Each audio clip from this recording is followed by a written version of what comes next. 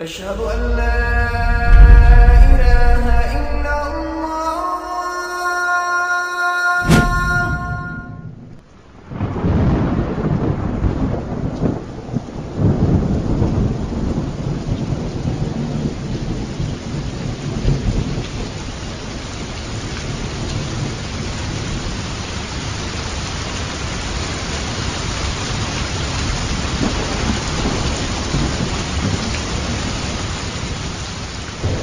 إِنَّا أَوْحَيْنَا إِلَيْكَ كَمَا أَوْحَيْنَا إِلَىٰ نُوحٍ وَالنَّبِيِّينَ مِن بَعْدِهِ وَأَوْحَيْنَا إِلَىٰ إِبْرَاهِيمَ وَإِسْمَاعِيلَ وَإِسْحَاقَ وَيَعْقُوبَ وَالْأَسْبَاطِ وَعِيسَىٰ وَأَيُّوبَ وَيُونُسَ وَهَارُونَ وَسُلَيْمَانَ وَآتَيْنَا دَاوُودَ زَبُورًا وَرُسُلًا قَدْ قَصَصْنَاهُمْ عَلَيْكَ مِن قَبْلُ وَرُسُلًا لَّمْ نَقْصُصْهُمْ عَلَيْكَ وَكَلَّمَ اللَّهُ مُوسَىٰ تَكْلِيمًا رُسُلًا مُّبَشِّرِينَ وَمُنذِرِينَ لِئَلَّا يَكُونَ لِلنَّاسِ عَلَى اللَّهِ حُجَّةٌ بَعْدَ الرُّسُلِ وَكَانَ اللَّهُ عَزِيزًا حَكِيمًا।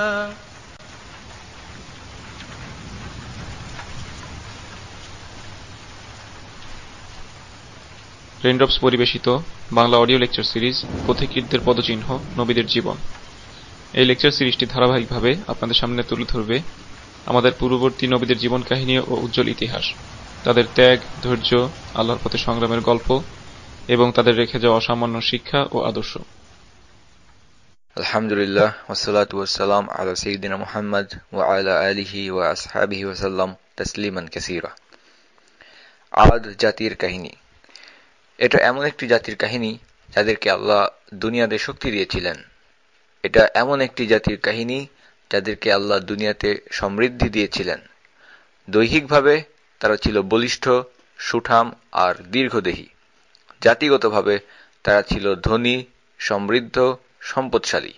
কিন্তু মানসিকতায় তারা ছিল একটি অত্যাচারী, জালিম জাতি। শুধু তাই নয়, তারা ছিল মুশরিক, যারা কওমে নূহের পর প্রথম জাতি হিসাবে দুনিয়ার বুকে শিরকের প্রচলন ঘটিয়েছিল। তাদের বলিষ্ঠ শারীরিক গঠন, শক্তি আর সম্পদের প্রাচুর্যের কারণে তারা হয়ে উঠেছিল মারাত্মক অহংকারী এবং উদ্ধত। তারা এতটাই অহংকারী এবং বেপরোয়া হয়ে উঠেছিল, যখন তাদের নবী তাদেরকে আল্লাহর আযাবের ব্যাপারে সতর্ক করলেন, তারা বলল, ওয়াকালু মান আশাদ্দু মিন্না কুওয়া, আমাদের চেয়ে শক্তিশালী আর কে আছে? তাদের এই অহংকারে ফেটে পড়া উক্তির জবাব দিয়েছেন স্বয়ং আল্লাহ। স্বয়ং আল্লাহ তাদের এই কথার জবাব দিয়ে বলছেন, أَوَلَمْ يَرَوْا أَنَّ اللَّهَ الَّذِي خَلَقَهُمْ هُوَ أَشَدُّ مِنْهُمْ قُوَّةً, তারা কি দেখে না যে আল্লাহ তাদেরকে সৃষ্টি করেছেন, তিনি তাদের থেকে বেশি ক্ষমতাধর, বেশি শক্তিশালী। তাদের দুনিয়াবী শক্তি আর বস্তুগত প্রাচুর্যের কারণে তারা আল্লাহর আযাবকে চ্যালেঞ্জ করেছিল। মান আশাদ্দু মিন্না কুওয়া, চূড়ান্ত আযাবে তাদেরকে সম্পূর্ণভাবে ধ্বংস করে দেওয়ার আগে আল্লাহ সুবহানাহু ওয়া তাআলা 3টি বছর তাদেরকে সময় দিয়েছিলেন সংশোধিত হওয়ার জন্য। বড় আযাবের আগে ছোট আযাব দিয়েছিলেন তাদেরকে সংশোধিত হওয়ার জন্য। খরা এবং অনাবৃষ্টিতে তাদের শস্যক্ষেত্র, ফল ফসল শুকিয়ে গেল। কঠিন সময় চলে আসলো, কিন্তু এর পরও তারা নিজেদেরকে সংশোধিত করল না। সব শেষে আল্লাহ সুবহানাহু ওয়া তাআলা তাদের চ্যালেঞ্জকে গ্রহণ করলেন। সেই কথার জবাব হিসেবে যখন তারা তাদের নবী হুদ আলাইহিস সালামকে বলেছিল, فَأْتِنَا بِمَا تَعِدُنَا إِن كُنتَ مِنَ الصَّادِقِينَ, তুমি সত্যবাদী হলে আমাদেরকে যে বিষয়ের ওয়াদা দাও সেটা নিয়ে আসো দেখি। কিভাবে তাদেরকে ধ্বংস করা হয়েছিল? এমন ভাবে তাদেরকে ধ্বংস করা হয়েছিল যেমন ভাবে দুনিয়ার আর কোনো জাতিকে ধ্বংস করা হয়নি। ফেরাউন ধ্বংস হয়েছে, কিন্তু তাদের পিরামিডগুলো এখনো টিকে আছে। গ্রিক সভ্যতা ধ্বংস হয়েছে, কিন্তু এখনো তাদের জনবসতি সভ্যতার কিছুটা অবশিষ্ট এখনো টিকে আছে। পারস্য সভ্যতা, সিন্ধু সভ্যতা সবারই অন্তত কিছু না হলেও জনবসতির সন্ধানটুকু পাওয়া যায়। কিন্তু আদ জাতিকে আল্লাহ সুবহানাহু ওয়া তাআলা এমনভাবে ধ্বংস করে দিলেন যে পরবর্তী লোকেদের একথা জানারই সুযোগ থাকল না তারা ঠিক কোন অঞ্চলে বসবাস করত। অথচ তারা ছিল এমন এক জাতি যাদের সমতুল্য দুনিয়ার বুকে এর আগে কাউকে সৃষ্টি করা হয়নি। আল্লাহ সুবহানাহু ওয়া তাআলা বলছেন, আল্লাতী লাম ইউখলাক মিসলুহা ফিল বিলাদ, তাদের সমতুল্য কোনো ভূমিতে আর কেউ ছিল না। সবশেষে আল্লাহ সুবহানাহু ওয়া তাআলা যখন কুরআনের মাধ্যমে আমাদেরকে জানিয়ে দিলেন তারা আল আহকাফ অঞ্চলে বসবাস করত, শুধুমাত্র তখনই এই ব্যাপারে নিশ্চিত হওয়া গেল, হ্যাঁ, এটাই হচ্ছে সেই অভিশপ্ত আদ জাতির জনবসতি, বর্তমানেও যা একটি জনবিরল মরুভূমি এলাকা। আল আহকাফ এই শব্দের অর্থই হচ্ছে বালুকাময় উচ্চ উপত্যকা। আদ জাতি তারা বসবাস করত বর্তমান ইয়েমেনের হাজর আল মাউত নামক অঞ্চলে। তাদের প্রতি প্রেরিত আযাবের বিস্তারিত বর্ণনায় যাওয়ার আগে আমরা জেনে নিব পেছনের ঘটনা কি ছিল, কোন পরিস্থিতি, কোন ঘটনা প্রবাহের কারণে আল্লাহ তাদেরকে আযাবে এমনভাবে গ্রাস করলেন যে তাদের জনবসতির কিছুই অবশিষ্ট রইল না। আসুন শুরু করা যাক ইনশাআল্লাহ। আল্লাহ সুবহানাহু ওয়া তাআলা হুদ আলাইহিস সালামকে আদ জাতির নিকট প্রেরণ করলেন। হুদ আলাইহিস সালাম তিনিও আদ জাতিরই একজন ব্যক্তি ছিলেন। তাকে আল্লাহ সুবহানাহু ওয়া তাআলা নবুয়ত দিয়ে সম্মানিত করলেন এবং তার জাতিকে সতর্ক করার মিশন, সাবধান করার মিশন এবং সঠিক পথে ফিরিয়ে আনার মিশন দিয়ে আল্লাহ সুবহানাহু ওয়া তাআলা তাকে তাদের কাছে পাঠালেন। কেমন ছিল সেই আদ জাতির মানুষেরা? আল্লাহ সুবহানাহু ওয়া তাআলা কুরআনে আদ জাতির মানুষদের বর্ণনা দিয়েছেন এবং আল্লাহ সুবহানাহু ওয়া তাআলা তাদের যে বর্ণনা দিয়েছেন সেটা সত্যি বিস্ময়কর। ব্যক্তিগত দিক থেকে তাদের ব্যাপারে আল্লাহ সুবহানাহু ওয়া তাআলা বলেন, وزادكم في الخلق بسطة এবং তোমাদেরকে সৃষ্টিতে অন্য জাতির চেয়ে দৈহিক গঠন এবং শক্তিতে সমৃদ্ধ করেছেন। সুতরাং ইন্ডিভিজুয়ালি দৈহিকভাবে তারা ছিল বিশাল দেহী, লম্বা, শক্তিশালী, সুঠাম, বলিষ্ঠ, অর্থাৎ শারীরিকভাবে তারা অন্য যে কোনো জাতির লোকেদের চেয়ে ছিল শক্তিশালী। তাদের দৈহিক বর্ণনা দেওয়ার পাশাপাশি আল্লাহ সুবহানাহু ওয়া তাআলা কুরআনে তাদের সমষ্টিগত বর্ণনাটি উল্লেখ করেছেন, সামাজিক, জাতিগত এবং সভ্যতাগত দিক থেকে তারা কেমন ছিল। তাদের কাছে পাঠানো হয়েছিল হুদ আলাইহিস সালামকে। হুদ আলাইহিস সালাম তাদেরকে আল্লাহ সুবহানাহু ওয়া তাআলার দেয়া নিয়ামতগুলোর কথা উল্লেখ করে তাদেরকে স্মরণ করিয়ে দিয়ে আল্লাহ সুবহানাহু ওয়া তাআলার দিকে তাদেরকে আহ্বান করছিলেন। হুদ আলাইহিস সালাম তিনি বলেন, واتقوا الذي أمدكم بما تعلمون ওয়াত্তাকুল্লাযী আমাদ্দাকুম বিমা তা'লামুন, ভয় করো তাকে যিনি তোমাদেরকে সেই সব বস্তু দিয়েছেন যা তোমরা জানো। আমাদ্দাকুম বি আনআম ওয়া বানিন, তোমাদেরকে দিয়েছেন চতুষ্পদ জন্তু আনআম এবং পুত্র সন্তান। ওয়া জান্নাতিউ ওয়া উয়ুন, এবং জান্নাত ও ঝর্ণা। আল্লাহ সুবহানাহু ওয়া তাআলা তাদেরকে যে নিয়ামতগুলো দিয়েছিলেন, 4টি নিয়ামতের কথা আমরা উল্লেখ করেছি, সেগুলো যদি আমরা বর্তমান সময়ের প্রেক্ষাপটে মিলিয়ে দেখি তাহলে দেখতে পাবো বর্তমান সময়ের প্রেক্ষাপটে চতুষ্পদ জন্তু হচ্ছে লাইভ স্টক বা প্রাণীজ সম্পদ, প্রাণী সম্পদ। সুতরাং প্রাণী সম্পদের দিক থেকে তারা ছিল সম্পদশালী, তাদের কাছে সেটা ছিল পর্যাপ্ত পরিমাণে। এবং পুত্র সন্তান, বর্তমান সময়ের প্রেক্ষাপটে এটা হচ্ছে মানব সম্পদ। এবং উদ্যান, যেটা বর্তমান সময়ের প্রেক্ষাপটে হচ্ছে কৃষিযোগ্য ভূমি। এবং ঝর্ণা, উয়ুন, অর্থাৎ পানি সরবরাহ এবং সংরক্ষণের ব্যবস্থা। সুতরাং আল্লাহ সুবহানাহু ওয়া তাআলা একাধারে তাদেরকে দিয়েছিলেন প্রাণীজ সম্পদ, মানব সম্পদ, দিয়েছিলেন কৃষিক্ষেত্র এবং পানি সরবরাহ ও সংরক্ষণের ব্যবস্থা। এটা হচ্ছে তাদের কালেকটিভ বা সামষ্টিক বর্ণনা।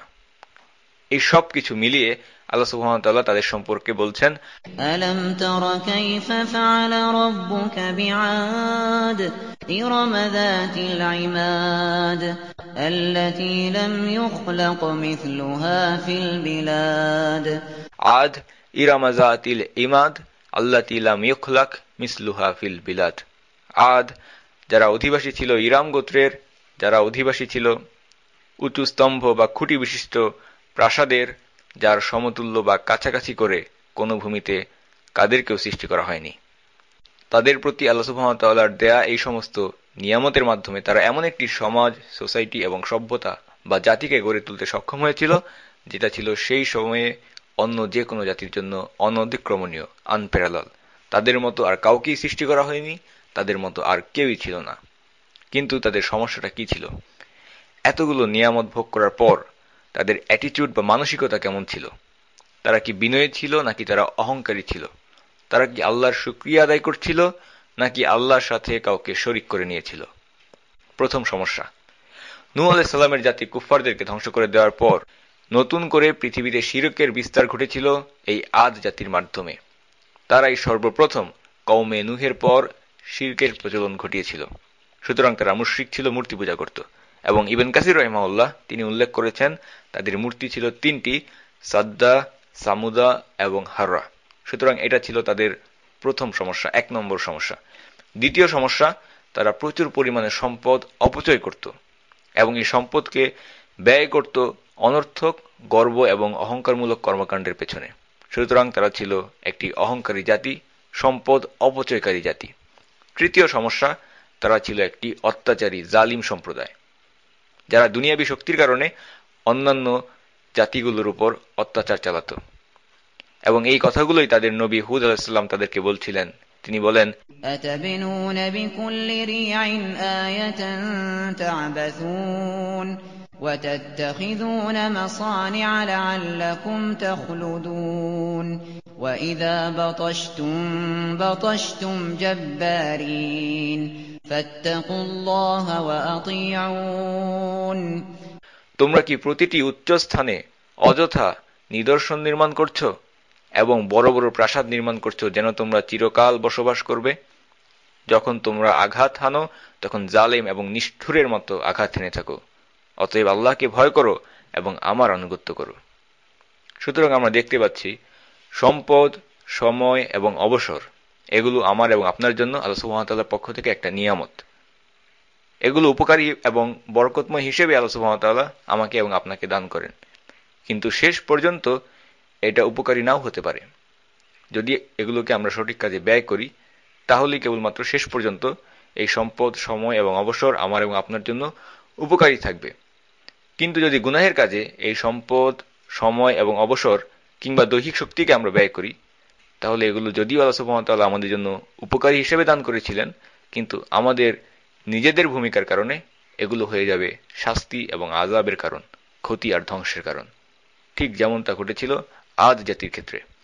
তাদের দৈহিক শক্তি তারা ব্যয় করত প্রতিবেশী সম্প্রদায়ের উপর জুলুম অত্যাচারের পেছনে, আর অর্থনৈতিক শক্তিকে তারা ব্যয় করত নিজেদের সচ্ছলতার প্রদর্শনীর পেছনে, অপচয়, গর্ব এবং অহংকারমূলক কর্মকাণ্ডের পেছনে। সুতরাং আদ জাতি সম্পদ পেয়ে ও সম্পদের উপকার লাভ করতে পারল না। আল্লাহ সুবহানাহু ওয়া তাআলা তাদের সম্পর্কে বর্ণনা করেন যে তারা এতটা ধনী এবং সম্পদশালী হয়ে উঠেছিল যে তারা তাদের সম্পদ অপচয় করতে শুরু করলো, ইসরাফ।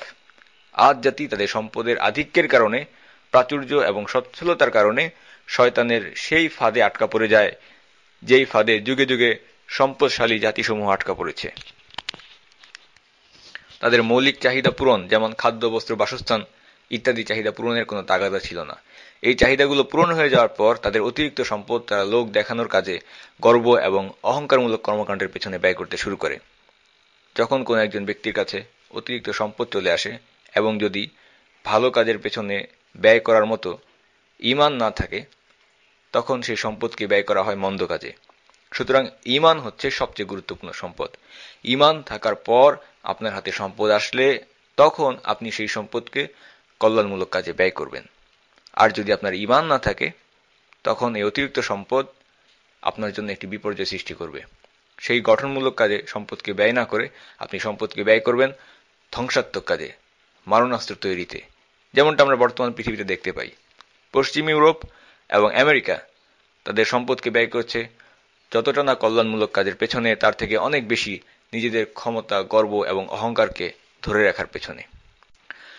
আদ জাতির লোকেদের এই অতিরিক্ত সম্পদ ছিল এবং তারা সেই সম্পদ দিয়ে পাহাড়ের উপর, পর্বতের উপর স্মৃতিস্তম্ভ, প্রাসাদ নির্মাণ করতে শুরু করলো। তারা এই প্রাসাদগুলো পাহাড়ের উপর নির্মাণ করত, কিন্তু তারা বসবাস করত লোকালয়ে। সুতরাং এই প্রাসাদগুলো তারা বসবাসের জন্য নির্মাণ করত না। এই প্রাসাদগুলো নির্মাণের কোনো প্রয়োজনই তাদের ছিল না। শুধুমাত্র গর্ব এবং অহংকারের জন্য এই সমস্ত প্রাসাদকে তারা নির্মাণ করত। ঠিক যেমনটা আমরা দেখে থাকি আমাদের দেশ একটি দরিদ্র দেশ হওয়া সত্ত্বেও বিভিন্ন উৎসব অনুষ্ঠানে আতশবাজি এবং আলোকসজ্জার পেছনে কত বিপুল পরিমাণ অর্থকে অপচয় করা হয়। আল্লাহ সুবহানাহু ওয়া তাআলা বলেন, أتبنون بكل ريع آية تعبثون আতাবনুনা বিকুল্লি রিইন আয়াতান তা'বাসুন। তোমরা কি প্রতিটি উচ্চস্থানে অযথা স্তম্ভ নির্মাণ করছো? তা আবাসুন, আবাস বা আবাস মানে হচ্ছে অপচয় করা। সুতরাং আদ জাতির এত অধিক পরিমাণ সম্পদ ছিল, এত বেশি পরিমাণ খরচ করার মতো অর্থ ছিল, যেটা দিয়ে তারা পাহাড়ের উপর প্রাসাদ নির্মাণ করতে শুরু করে। অথচ এই পাহাড়ের উপর এই প্রাসাদগুলো তারা সেখানে বসবাস করার জন্য নির্মাণ করত না। অপরদিকে তারা যেখানে বসবাস করত, নিজেদের থাকার জন্য যে ভূমিগুলো, নিজেদের থাকার জন্য যে ভবনগুলো তারা নির্মাণ করত, সেগুলো এতটা শক্তিশালী এবং মজবুতভাবে নির্মাণ করত যেন তারা সেখানে চিরদিন বসবাস করবে। وَتَتَّخِذُونَ مَصَانِعَ لَعَلَّكُمْ تَخْلُدُونَ এবং বড় বড় প্রাসাদ নির্মাণ করছো যেন তোমরা চিরকাল বসবাস করবে। সুতরাং আমরা দেখতে পাচ্ছি তাদের শক্তি, সম্পদ আর প্রাচুর্যের একটা বাস্তব মডেল বা প্রদর্শনী ছিল তাদের এই বস্তুগত সভ্যতা বা তাদের নির্মাণ শৈলী, অর্থাৎ তাদের উঁচু উঁচু প্রাসাদ এবং স্মৃতিস্তম্ভ নিদর্শনগুলো। এ কারণেই পরবর্তীতে যখন আল্লাহ সুবহানাহু ওয়া তাআলার আযাব আসলো, যেটা নিয়ে তাদের গর্ব এবং অহংকার ছিল, তাদের তথাকথিত সেই সভ্যতা এবং তাদের সেই জনবসতিকে আল্লাহ সুবহানাহু ওয়া তাআলা এমনভাবে ধ্বংস করে দিলেন যেন কোনোদিন কেউ এই অঞ্চলে বসবাসই করেনি। আল্লাহ সুবহানাহু ওয়া তাআলা যখন তাদেরকে ধ্বংস করেন, তখন এমনভাবে ধ্বংস করলেন যে তাদের কোনো কিছুই অবশিষ্ট ছিল না। তারা যা নির্মাণ করেছিল, যা নিয়ে তাদের গর্ব এবং অহংকার ছিল, তার কিছুই অবশিষ্ট ছিল না, সব ধ্বংস হয়ে গিয়েছিল। তাদেরকে আযাবে পাকড়াও করার আরেকটি কারণ আমরা উল্লেখ করেছি, তারা ছিল অত্যাচারী এবং জালিম জাতি। যেমন আল্লাহ সুবহানাহু ওয়া তাআলা বলেছেন, যখন তোমরা আঘাত হানো তখন জালেম এবং নিষ্ঠুরের মতো আঘাত হেনে থাকো। সুতরাং আদ জাতি একই সাথে ছিল একটি ক্ষমতাশালী এবং জালিম অত্যাচারী সম্প্রদায়। এই অত্যাচারী জালিম সম্প্রদায়ের নিকট আল্লাহ সুবহানাহু ওয়া তাআলা হুদ আলাইহিস সালামকে প্রেরণ করলেন। وَإِلَىٰ عَادٍ أَخَاهُمْ هُودًا قَالَ يَا قَوْمِ اعْبُدُوا اللَّهَ مَا لَكُم مِّنْ إِلَٰهٍ غَيْرُهُ أَفَلَا تَتَّقُونَ। আল্লাহ সুবহানাহু ওয়া তাআলা বলেন, আদ সম্প্রদায়ের কাছে প্রেরণ করেছি তাদেরই ভাই হুদকে। হুদ আলাইহিস সালামকে তাদের ভাই বলে আল্লাহ সুবহানাহু ওয়া তাআলা উল্লেখ করেছেন, কারণ হচ্ছে তিনি ছিলেন তাদেরই মধ্য হতে একজন ব্যক্তি। তার বাণী কি ছিল, কি বার্তা দিয়ে আল্লাহ সুবহানাহু ওয়া তাআলা হুদ আলাইহিস সালামকে তাদের নিকট পাঠিয়েছিলেন? একই মেসেজ, একই বাণী, একই বার্তা, যেটা ছিল সাইয়্যিদিনা নূহ আলাইহিস সালামের। তিনি বলেছিলেন, হে আমার সম্প্রদায়, তোমরা আল্লাহর ইবাদত করো, তিনি ব্যতীত তোমাদের কোনো উপাস্য নেই। খুবই সংক্ষিপ্ত কিন্তু ব্যাপক অর্থবোধক তাওহীদের বার্তা। সূরা হুদে আল্লাহ জেনে রাখো, ধ্বংসই হলো হুদের সম্প্রদায়, আদের পরিণাম। আদ জাতিকে আল্লাহ সুবহানাহু ওয়া তাআলা, আদ জাতির কুফফারদেরকে আল্লাহ সুবহানাহু ওয়া তাআলা সম্পূর্ণভাবে তাদের সভ্যতা সহ ধ্বংস করে দিয়েছেন। কিন্তু হুদ এবং হুদ আলাইহিস সালামের কথা যারা ঈমান এনেছিলেন, তাদের কি হয়েছিল? আল্লাহ সুবহানাহু ওয়া তাআলা হুদ আলাইহিস সালাম এবং মুমিনদেরকে রক্ষা করেছেন। আল্লাহ সুবহানাহু ওয়া তাআলা বলেন, পরবর্তীতে যখন আমার ফরমান এসে পৌঁছে গেল, তখন আমি আমার রহমতের দ্বারা হুদকে এবং তার সাথে যারা ঈমান এনেছিল তাদেরকে রক্ষা করলাম এক কঠিন আযাব থেকে। এটাই হলো আদ জাতি। তারা তাদের প্রতিপালকের নিদর্শনাবলীকে অস্বীকার করেছিল এবং তারা নবী রাসূলদেরকে অমান্য করেছিল এবং তারা প্রত্যেক অধ্যত স্বৈরাচারী ব্যক্তিকে অনুসরণ করত। এই দুনিয়াতেও তাদের উপর লানত হয়েছিল, আর তারা কিয়ামতের দিনেও লানতগ্রস্ত হবে। জেনে রাখো, আদ সম্প্রদায় তাদের প্রতিপালককে অস্বীকার করেছিল। জেনে রাখো, ধ্বংসই হলো হুদের সম্প্রদায়, আদের পরিণাম।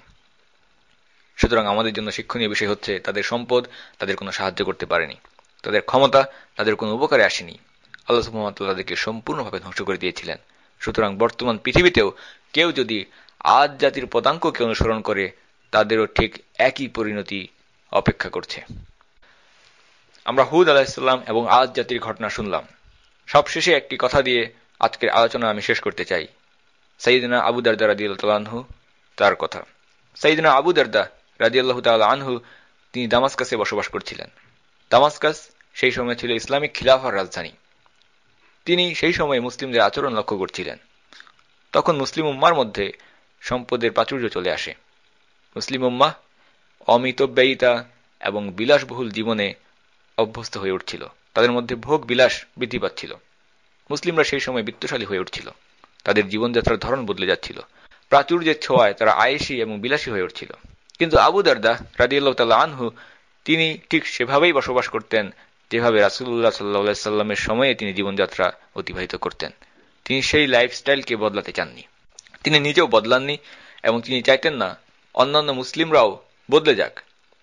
এ কারণে তিনি উঠে দাঁড়ালেন এবং খুতবা দিলেন। তিনি বললেন, ইয়া আহলা দিমাশক, ইয়া আহলা দিমাশক, আলা তাস্তাহয়ুন। ওহে দামাস্কাসের লোক সকল, ওহে দামাস্কাসের লোক সকল, তোমাদের কি লজ্জাবোধ বিলুপ্ত হয়ে গেছে? তাজমাউনা মা লা তাকুলুন ওয়া তাবনুনা মা লা তাসকুনুন ওয়া তা'মালুনা মা লা তুতিলুন। তোমরা এত এত মাল সম্পদ জমাচ্ছ যা কখনো খেয়ে যেতে পারবে না। এত দালান কোঠা তৈরি করছো যেখানে তোমরা বসবাস করতে পারবে না। তোমরা তো তোমাদের জীবনের চেয়েও বেশি আয়ু কামনা করছো। ওয়া ইন্না মান কানা ক্বাবলাকুম কানু ইয়াজমাউনা ফায়ুউন ওয়া ইয়াবনুনা ফায়ুসিকুন ওয়া ইয়া'মালুনা ফায়ুতিলুন। তোমাদের পূর্ববর্তী লোকেরাও সম্পদ জমা করত, আর সেই সম্পদ উড়াতেও তোমাদের চেয়ে বেশি। তোমাদের চেয়ে উত্তম দালান তারা তৈরি করত এবং তাদের হায়াতও ছিল তোমাদের চেয়ে বেশি। فأصبح جمعهم بورا ومساكنهم قبورا وآمالهم غرورا। কিন্তু তারা যা জমিয়েছিল তা না এসেছে তাদের কোনো উপকারে। তাদের বাসস্থানগুলো পরিণত হয়েছিল কবরে, আর তারা আবিষ্ট ছিল মিথ্যা মোহের ঘরে। ألا إن عادا ملكت ما بين عدن وعمان خيلا وركبانا فمن يشتري مني ميراث عاد بدرهمين। স্মরণ করো, আদ জাতির ছিল এমন এক সেনাবাহিনী যার বিস্তৃতি ছিল আদান থেকে ওমান পর্যন্ত। কে আছো আজ আদ জাতির ধ্বংসাবশেষ কিনবে যদি চাই মাত্র 2 দিরহাম। আদ জাতি ধ্বংস হয়ে গিয়েছিল, তারা কিছুই রেখে যায়নি। এই বিশাল জাতির অবশিষ্টাংশ, স্মৃতিচিহ্ন, ধ্বংসাবশেষ যদি আপনি বিক্রি করতে চান তাহলে এটা আপনার জন্য 2 দিরহাম দামও নিয়ে আসবে না, অর্থাৎ কিছুই অবশিষ্ট নেই। তাদের এই তথাকথিত সভ্যতা, সিভিলাইজেশন, আল্লাহর চোখে সম্পদশালী আর সম্পদহীনের মধ্যে কোনো তফাৎ নেই, কেননা সমস্ত সম্পত্তি আল্লাহরই দান করা। এ কারণে আমাদের মনে রাখা উচিত, আমরা আমাদের চারপাশে যা কিছু দেখি না কেন, উঁচু উঁচু দালান, টেকনোলজি, সেটা আমাদের কোনোই উপকারে আসবে না যদি না এর ভিত্তিকে আমরা ঈমানের উপর স্থাপন করি। আমরা যদি আদ জাতির মতো আল্লাহ সুবহানাহু ওয়া তাআলা তার নিদর্শন এবং তার রাসূলদেরকে অস্বীকার করি, তাহলে আল্লাহ সুবহানাহু ওয়া তাআলা আমাদেরকেও আদ জাতির মতো যন্ত্রণাদায়ক আযাবের মধ্যে নিপতিত করবেন। এ কারণে আমাদের উচিত আমাদের সাথে থাকা হককে আঁকড়ে ধরা। এ কারণে আমাদের উচিত আমাদের সাথে থাকা হক, সত্য আল কুরআনকে আঁকড়ে ধরা এবং কুফফারদের রাস্তাকে পরিত্যাগ করা। আমাদের উচিত নিজস্ব পরিচয়কে ধরে রেখে, নিজেদের স্বকীয়তা বৈশিষ্ট্যকে বজায় রেখে জীবন অতিবাহিত করা এবং আল্লাহ সুবহানাহু ওয়া তাআলা আমাদেরকে যা দিয়েছেন সেটা নিয়েই সন্তুষ্ট থাকা। এবং সেক্ষেত্রে যদি আল্লাহ সুবহানাহু ওয়া তাআলা কুফফারদেরকে আযাবে ধ্বংস করে দেন, হুদ আলাইহিস সালামের সময়ে ঈমানদারদেরকে তিনি যেভাবে রক্ষা করেছিলেন, আমরা যদি আল্লাহ সুবহানাহু ওয়া তাআলার উপর ঈমান আনি, ইনশাআল্লাহ আল্লাহ আমাদেরকে সেভাবে রক্ষা করবেন। সুবহান রাব্বিকা রাব্বিল ইজ্জাতি আম্মা ইয়াসিফুন ওয়া সালামুন আলাল মুরসালিন ওয়ালহামদুলিল্লাহি রাব্বিল আলামিন। রেইনড্রপস মিডিয়ার অন্যান্য প্রজেক্ট সম্পর্কে জানতে ভিজিট করুন www.raindropsmedia.org অথবা ফেসবুক পেজ www.facebook.com/raindropsmedia অথবা ইউটিউব চ্যানেল www.youtube.com/raindropsmediaorg2015।